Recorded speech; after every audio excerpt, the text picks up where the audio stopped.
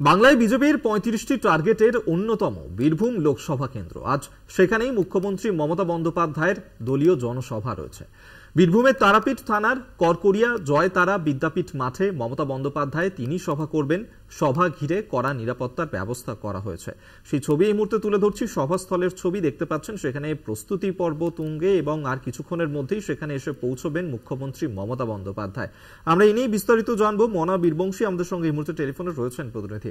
মনা, দেখো, একেবারে অভিক, তুমি জানো যে গতকালকে যে খবর সামনে এসেছিল এবং যে খবর নিয়ে কার্যত তোলপাড় পরিবেশ তৈরি হয়েছিল, তুমি জানো যে জঙ্গি টার্গেটে অভিষেক বন্দ্যোপাধ্যায়, এমন খবর কিন্তু সামনে গতকাল এসেছিল।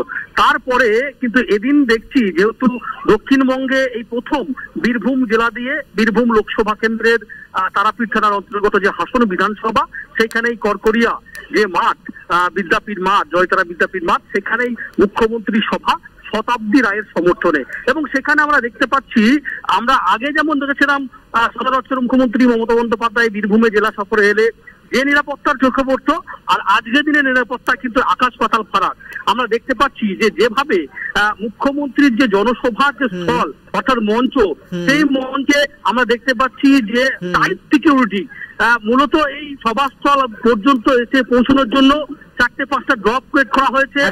নিরাপত্তা ব্যবস্থা অনেকটাই জোরদার করা হয়েছে আজকের এই সভাকে ঘিরে। আপাতত ধন্যবাদ মনা তোমায়।